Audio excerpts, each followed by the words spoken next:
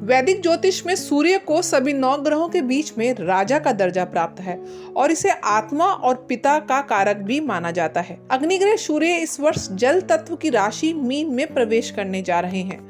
अग्नि और जल का यह संयोग 15 मार्च 2022 को दोपहर 12:31 पर होगा और यह संयोग सूर्य की अगली राशि यानी कि मेष राशि में प्रवेश तक रहने वाला है।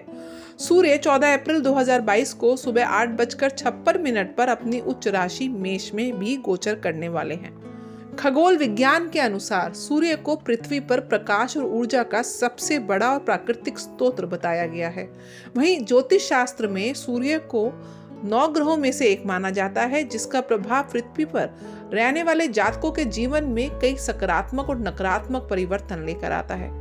अग्निग्रह सूर्य अधिकार, आदेश और स्वाभिमान का प्रतिनिधित्व करते हैं। चलिए प्रारंभ करते हैं मेष राशि से।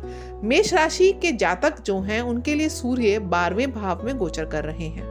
शिक्षा के दृष्टिकोण से देखें तो ये समय विदेश में पढ़ाई के इच्छुक छात्रों के लिए सकारात्मक साबित हो सकता है। इस दौरान आप अपने मनपसंद कॉलेज में प्रवेश पाने में सफलता प्राप्त कर सकते हैं। वहीं जो छात्र जातक प्रतियोगी परीक्षाओं की तैयारी कर रहे हैं उनके लिए भी अवधि बेहतर साबित होने की संभावनाएं हमको दिख रही हैं। इस दौरान आप पढ़ाई के समय एकाग्रचित नजर आएंगे। साथ ही आप अपने लक्ष्य को लेकर भी अधिक महत्वाकांक्षी रहेंगे। इसके अलावा मेष राशि के जातक इस दौरान मौज मस्ती के लिए किसी यात्रा की योजना भी बना सकते हैं। व्यवसायिक दृष्टिकोण से इस गोचर के दौरान जो जातक नौकरी पेशा हैं उनके लिए ये अवधि अनुकूल साबित हो सकती है। इस दौरान आपकी पकड़ अपने काम पर रहेगी, जिससे कार्यस्थल पर आप अपने विरोधियों पर हावी रहने में सफल रह सकते हैं। साथ ही इस दौरान आपके खर्चों में भी वृद्धि होने की आशंकाएं हैं, इसलिए आपको सलाह देती हूं कि सही ढंग से अपना बजट बनाएं, अन्यथा आपको आर्थिक संकट का सामना करना पड़ सकता है। व्यक्तिगत रूप से देखा जाए तो आशंका है कि यह अवधि संबंधों के लिहाज से आपके लिए बहुत अधिक अनुकूल नहीं रहेगी, क्योंकि इस दौरान आपको कुछ विवादों का सामना करना पड़ सकता है। यह भी आशंका है कि इस दौरान आपके संबंध अपने बच्चों से भी अच्छे ना रहें। स्वास्थ्य के लिहाज से बात करूं तो आपको अपने बच्चों के स्वास्थ्य का ख्याल रखने की मैं सलाह देती हूं, क्योंकि इस दौरान आपके बच्चों को कोई स्वास्थ्य संबंधी समस्याएं होने की आशंका मुझे दिख रही है। इसके अलावा इस गोचर के दौरान आपका झुकाव धार्मिक गतिविधियों की ओर रह सकता है और आप कुछ दान पुण्य भी कर सकते हैं। इस गोचर के दौरान आप खुद को लेकर थोड़ा परेशान रह सकते हैं और कुछ महत्वपूर्ण निर्णय लेने के लिए आपके अंदर आत्मविश्वास की कमी भी आ सकती है। उपाय हेतु आप मेष राशि वाले जातकों को रविवार के दिन गाय को गुड़ और गेहूं की रोटी खिलाएं। ऐसा करने से इस गोचर से आपको शुभ परिणाम मिलेंगे। वृषभ राशि की ओर बढ़ते हैं। वृषभ राशि के जातकों के लिए सूर्य उनके 11वें भाव यानी कि लाभ भाव में गोचर करेंगे। आर्थिक दृष्टिकोण से यह अवधि वृषभ राशि के जातकों के लिए लाभकारी रहने की संभावनाएं हैं। इस दौरान आप एक से अधिक स्रोतों से धन अर्जित करने में सफल रह सकते हैं। साथ ही आपको इस अवधि में अचानक ही कहीं से लाभ होने के भी योग हमें प्रबल दिख रहे हैं। यदि आपको कोई शौक है तो किसी काम में रुचि अधिक रखते हैं तो इस दौरान आप उस शौक और रुचि से आपको अपने पेशे में बदल सकते हैं और आप इस पेशे से अच्छी कमाई पाते हुए भी मेरे को दिख रहे हैं।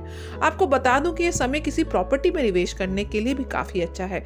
ऐसा करना इस दौरान आपके लिए लाभकारी सिद्ध ही होने वाला है। शिक्षा के दृष्टिकोण से यह अवधि वृषभ राशि के छात्रों के लिए थोड़ा परेशानी भरा रहने वाला है। इस दौरान आपको अपनी पढ़ाई में कुछ बाधाओं का सामना करना पड़ सकता है। इसके अलावा यह भी आशंका है कि आपको इस अवधि में अपनी पढ़ाई में की गई मेहनत के अनुरूप अनुकूल परिणाम प्राप्त ना हो। इस दौरान आप अपने व्यापार में अच्छा मुनाफा कमाते हुए देखे जाएंगे। इसके अलावा आप अपने व्यवसाय के विस्तार और विकास के लिए भी इस अवधि में कुछ महत्वपूर्ण रणनीतियां व योजनाओं को बनाते हुए देखे जाएंगे। स्वास्थ्य के लिहाज से इस दौरान आपको एसिडिटी और पेट में जलन से संबंधित कुछ समस्याएं मैं देख रही हूँ। उपाय हेतु आपको रविवार के दिन ब्राह्मण को गेहूं का आटा दान करना चाहिए। आगे बढ़ते हैं। चक्र की तीसरी राशि मिथुन वालों के लिए सूर्य का मीन राशि में गोचर क्या कहता है। मिथुन राशि के लिए जातकों के लिए सूर्य उनके तीसरे भाव यानी प्रयास पराक्रम शक्ति के भाव के स्वामी होते हैं। मिथुन राशि के जो जातक इस दौरान अपनी नौकरी में बदलाव करने की योजना बना रहे हैं, उन्हें कुछ अच्छे अवसर प्राप्त होने की संभावना है, क्योंकि इस दौरान आपके कार्यस्थल में परिवर्तन के योग बने हुए हैं। वहीं जो जातक सरकारी नौकरी की तलाश में हैं, उन्हें इस दौरान अपने प्रयास जारी रखते हुए अपनी किस्मत आजमानी चाहिए, क्योंकि इस दौरान आपको इंटरव्यू में सफलता मिलने के भी प्रबल योग दिख रहे हैं। व्यक्तिगत रूप से इस दौरान आपके संबंध आपके भाई बहनों, विशेष रूप से अपने से छोटों के साथ मधुर रहेंगे। वे इस अवधि में आपके पेशेवर जीवन में आपकी मदद करते हुए देखे जाएंगे। इसके अलावा आप इस दौरान उनके साथ समय बिताने के लिए यात्रा की योजना भी बना सकते हैं। साथ ही मिथुन राशि के जातक इस अवधि में अपनी इच्छा शक्ति में वृद्धि महसूस करेंगे, जिससे कि आप अपने व्यवसायिक जीवन और व्यक्तिगत जीवन में सही निर्णय लेने में सफल होंगे। मिथुन राशि के जातकों के लिए इस गोचर काल में समाज में प्रतिष्ठा, मान सम्मान अर्जित करने का उचित समय है। उपाय हेतु आपको प्रतिदिन सुबह उठकर गायत्री मंत्र का जाप 108 बार नित्य करना चाहिए। आगे बढ़ते हैं भचक्र की चौथी राशि कर्क की ओर। कर्क राशि के जातकों के लिए सूर्य उनके दूसरे भाव यानी कि धन के भाव के स्वामी हैं। आपको बता दें कि सूर्य के आपकी कुंडली में यह स्थिति आपको सकारात्मक परिणाम देगी, क्योंकि संभावना यह भी दिख रही है कि आपकी आर्थिक स्थिति के साथ साथ आपका भाग्य भी इस गोचर के दौरान प्रबल मजबूत होने वाला है। व्यवसायिक रूप से देखा जाए तो सूर्य की ये स्थिति कर्क राशि के जातकों के अंदर किसी भी परेशानी का सामना करने की क्षमता में वृद्धि कर सकती है। आप इस दौरान अपने कार्यस्थल पर अपनी योग्यताओं को साबित करने के लिए आगे बढ़कर किसी भी नई चुनौती का समाधान करते हुए देखे जाएंगे। कर्क राशि के जो जातक व्यवसायी हैं, विशेष रूप से पारिवारिक व्यवसाय में हैं, उनके लिए अवधि अनुकूल रहने की संभावना है। यदि आप अपने व्यवसाय में विस्तार और विकास करने के लिए कुछ नीतियों को लागू करने की योजनाएं बना रहे हैं, तो आपके लिए यह अनुकूल समय है। व्यक्तिगत जीवन में देखा जाए तो यह अवधि आपके लिए अच्छी रहने की संभावना है। इस दौरान आप अपने पेशेवर जीवन में और परिवार में दोनों से ही सहयोग प्राप्त करते हुए देखे जाएंगे। इसके अलावा इस अवधि में आपके संबंध अपने पिता या पितातुल्य लोगों के साथ मधुर रह सकते हैं। कर्क राशि के जातकों को इस दौरान पैतृक संपत्ति से कुछ नकद के रूप में आर्थिक लाभ होने के भी योग मेरे को प्रबल दिख रहे हैं। आपका झुकाव इस गोचर के दौरान अध्यात्म की ओर रहने की भी संभावनाएं प्रबल है, और आप इस दौरान इसे करीब से महसूस करने के लिए कुछ धार्मिक स्थलों की यात्रा पर जा सकते हैं। साथ ही आप समाज की धार्मिक गतिविधियों और कार्यक्रमों में बढ़ चढ़ कर हिस्सा लेते हुए दान पुण्य करते हुए नजर आएंगे। संभावना है कि आपके इन कामों से समाज में आपकी प्रतिष्ठा बढ़ेगी और लोगों का आप पर विश्वास बढ़ेगा। सरल शब्दों में कहूं तो समाज में आपकी लोकप्रियता बढ़ने वाली है। आपके लिए उपाय है तो प्रतिदिन आदित्य हृदय स्तोत्र का पाठ करें, अत्यंत मंगलकारी और लाभकारी सिद्ध होगा। आगे बढ़ते हैं सिंह राशि की ओर। सिंह राशि के लिए जातकों के लिए सूर्य उनके 8वें भाव यानी कि अनिश्चितता और रहस्य के भाव से गोचर कर रहे हैं। व्यवसायिक रूप से इस दौरान आपको नौकरी पेशा जातकों को कार्य क्षेत्र में अपने काम को लेकर कुछ समस्याएं और रुकावटों का सामना करना पड़ सकता है। इस अवधि में आपको अपने काम को समय पर खत्म करने में कुछ देरी भी हो सकती है। जो जातक सट्टा बाजार जैसे कि शेयर मार्केट या स्टॉक मार्केट से जुड़े हैं, उनके लिए अवधि अधिक अनुकूल नहीं रहने वाली है। आपको ये सलाह देती हूँ कि किसी भी प्रकार के नए सौदे निवेश करने से आप बचें।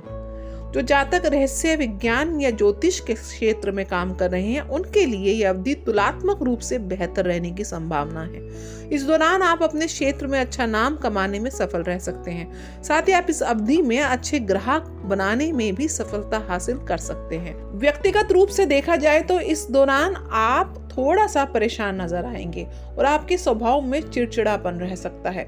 साथ ही इस अवधि में आपकी वाणी में काफी कठोर हो सकती है और आप अपने प्रियजनों को भावनात्मक रूप से आहत पहुंचा सकते हैं। आपके लिए इस दौरान किसी भी मतलब परस्त और अन्यायपूर्ण बात को बर्दाश्त कर पाना बहुत ही मुश्किल हो सकता है।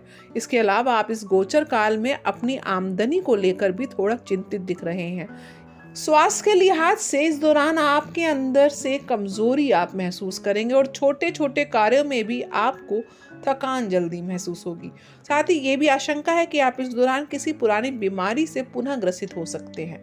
ऐसे में आपको अपने स्वास्थ्य का विशेष ध्यान देने की मैं सलाह देती हूँ। इस अवधि में आप अपने आत्मविश्वास में गिरावट भी महसूस करेंगे और अपने आसपास की परिस्थितियों के लिहाज से स्वयं में बदलाव लाने की समस्या भी आप महसूस करेंगे। उपाय हेतु आप लोगों को रोज सुबह उठकर उगते हुए सूर्य भगवान को अर्घ देना चाहिए। अर्घ देते हुए आप तांबे के लोटे में लाल चंदन, चावल, शहद और गंगाजल डालकर अर्घ दें।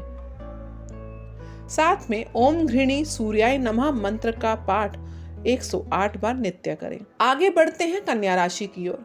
कन्या राशि के जातकों के लिए सूर्य कन्या राशि के 7वें भाव यानी कि पार्टनरशिप के भाव से गोचर कर रहे हैं। व्यवसायिक रूप से अवधि व्यवसाय के मालिकों के लिए औसत रूप से फलदायी साबित हो सकती है। आशंका है कि इस दौरान आप किसी काम के सिलसिले में कुछ यात्राओं की योजना बना सकते हैं जो कि आपके लिए अधिक फलदायी साबित नहीं होंगी। वहीं जो जातक कॉर्पोरेट सेक्टर में काम कर रहे हैं अपने काम में अधिक व्यस्तता महसूस करेंगे क्योंकि इस दौरान आपके पास कई ग्राहक रह सकते हैं जिससे आपके काम का बोझ बढ़ने वाला है। आशंका है कि इस दौरान आपको अपने कुछ ग्राहकों से डील करने में चुनौतियों का सामना भी करना पड़ सकता है। कन्या राशि के जातक जो साझेदारी में व्यवसाय कर रहे हैं उनके लिए इस अवधि में थोड़ा सावधान रहने की मैं सलाह देती हूँ क्योंकि किसी यात्रा या फिर पार्टनरशिप या साझेदारी में कम्युनिकेशन गैप की वजह से व्यवसायिक दूरी होने की आशंकाएं मेरे को दिख रही हैं। वहीं इस अवधि में नौकरी पेशा जातकों को अपने बॉस या वरिष्ठों के साथ कुछ वाद विवाद का सामना करना पड़ सकता है जिससे उनकी छवि प्रभावित हो सकती है। व्यक्तिगत रूप से आप इस दौरान स्वभाव में चिड़चिड़े होंगे और छोटी छोटी बातों पर आपको गुस्सा आएगा। यदि आप वैवाहिक जीवन व्यतीत कर रहे हैं तो आशंका है कि इस दौरान आपके संबंध अपने जीवन साथी से ज्यादा अच्छे ना रहें। आपका साथी आपसे दूरी बनाने तक का प्रयास कर सकता है क्योंकि आपका गुस्सा और अहंकार उसे इस अवधि में भावनात्मक रूप से आहत पहुंचाएगा। आप दोनों में से कोई भी अपने जीवन साथी से दूर समय बिताने के लिए इस गोचर काल में अपने दोस्तों के साथ किसी यात्रा पर जाने की योजना भी बना सकते हैं। उपाय हेतु रविवार के दिन मंदिर में आपको लाल कपड़ा और अनार का फल दान करना चाहिए। आगे बढ़ते हैं भचक्र की 7वीं राशि तुला राशि की ओर और इस गोचर काल में सूर्य आपके 6ठे भाव से गोचर कर रहे हैं। व्यवसायिक रूप से देखा जाए तो अवधि नौकरी पेशा जातकों के लिए अनुकूल साबित होगी। इस दौरान आपकी अपने काम में पकड़ और कमान मजबूत रहने की संभावना है जिसकी वजह से आपके सहकर्मी द्वारा आपके काम की सराहना हो सकती है। साथ ही इस अवधि में आप अपने काम को लेकर कार्यस्थल पर एक अलग पहचान बनाने में सफल होंगे। जो जातक फ्रेशर्स हैं, नौकरी की तलाश कर रहे हैं, उनके लिए समय अच्छा रहने की संभावना है क्योंकि इस दौरान आपको नौकरी के कई शुभ अवसर प्राप्त हो सकते हैं और इस अवधि में आप अपना मनचाहा वर्क प्रोफाइल पाने में सफल होंगे।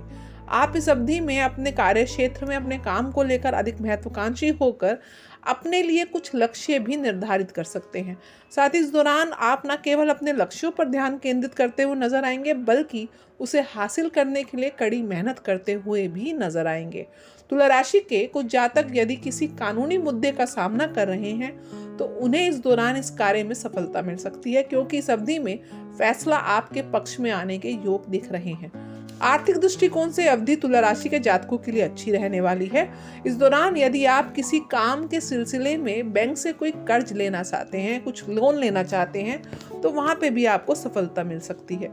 व्यक्तिगत रूप से देखा जाए तो आपके लिए इस दौरान ऊर्जा से भरा हुआ समय है। हालांकि इस अवधि में कुछ छोटे मोटे पारिवारिक झगड़े भी हो सकते हैं, इसलिए यही सलाह देती हूँ कि अपने प्रियजनों से बातचीत के दौरान अपनी वाणी पर आप नियंत्रण रखें, अन्यथा वे भावनात्मक रूप से आपकी वाणी से आहत हो सकते हैं।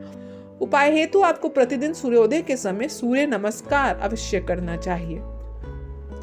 आगे बढ़ते हैं वृश्चिक राशि की ओर और इस गोचर के दौरान वह आपके 5वें भाव यानी कि मनोरंजन, शिक्षा, ज्ञान और प्रेम के भाव से गोचर कर रहे हैं। जो जातक फ्रेशर्स हैं और नौकरी की तलाश कर रहे हैं, उनके लिए अवधि अनुकूल साबित हो सकती है। आपको इस दौरान नौकरी के कुछ अच्छे अवसर प्राप्त होने की मेरे को संभावनाएं प्रबल दिख रही हैं। साथ ही इस बात की भी संभावना है कि आप इस दौरान अपने कार्य क्षेत्र में अपने काम के प्रति अधिक महत्वाकांक्षी हो जाएं। अपने लक्ष्यों को प्राप्त करने के लिए आप पूरी मेहनत से काम करते हुए नजर आएंगे। जो जातक व्यवसाय के मालिक हैं, वे इस दौरान अपने व्यवसाय में विस्तार और विकास के लिए रचनात्मक विचारों के साथ कुछ अच्छी नीतियों के साथ अपने व्यवसाय को सफल बनाते हुए देखे जाएंगे। इस दौरान आप अपने शौक और रुचि के काम को अपने पेशे में भी बदलते हुए देख सकती हूँ और साथ में उस काम में आपको सफलता भी प्राप्त होगी। जो जातक सट्टा बाजार जैसे कि शेयर मार्केट या स्टॉक मार्केट से जुड़े हैं, उनके लिए ये अवधि फलदायी साबित हो सकती है। इस दौरान आप कुछ अच्छी डील्स पर करके उनसे मुनाफा कमा सकते हैं। पेशेवर जातक इस समय अपने पेशे में बदलाव या काम के सिलसिले में किसी नई जगह जाने की योजना बना सकते हैं। शिक्षा के दृष्टिकोण से देखा जाए तो वृश्चिक राशि के छात्र अपनी पढ़ाई के प्रति एकाग्रता में वृद्धि महसूस कर सकते हैं। साथ ही इस गोचर अवधि में उनका ध्यान अपनी पढ़ाई की ओर केंद्रित रह सकता है, जिससे वे अपनी परीक्षाओं में बेहतर प्रदर्शन करने में सफल रहेंगे। स्वास्थ्य के लिहाज से आपको पेट की समस्याएं जैसे एसिडिटी, गैस्ट्रिक या तेज दर्द की समस्या पेट में उत्पन्न हो सकती है।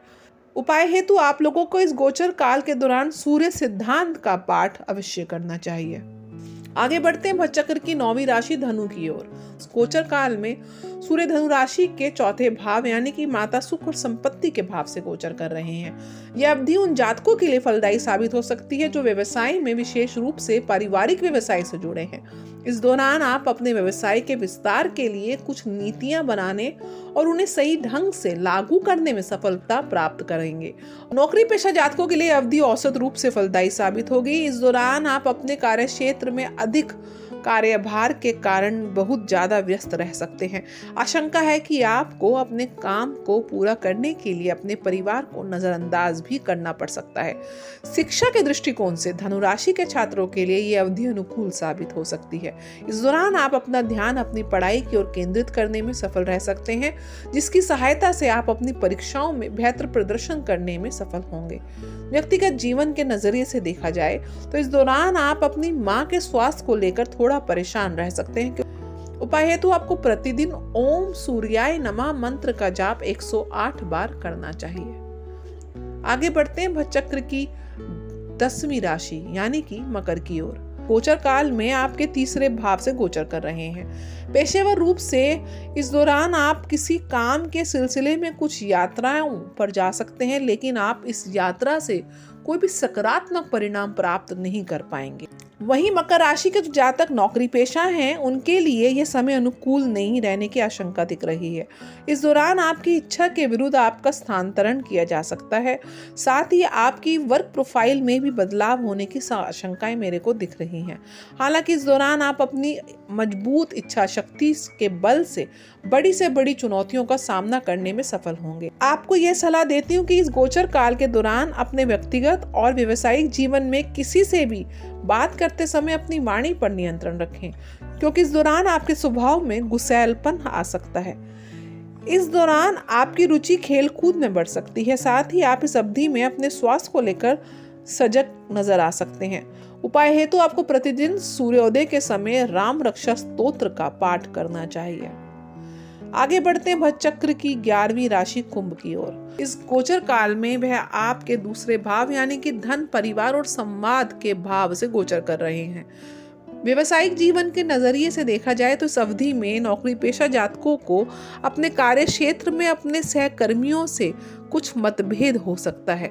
इसके अलावा वे जातक जो पारिवारिक व्यवसाय से जुड़े हुए हैं, उनके लिए भी ये अवधि अधिक अनुकूल नहीं रहने वाली है। इस गोचर के दौरान आपको अपने परिवार के सदस्यों के साथ कुछ तनाव का सामना करना पड़ेगा, जिसका सीधा असर आपके व्यवसाय पर पड़ने वाला है।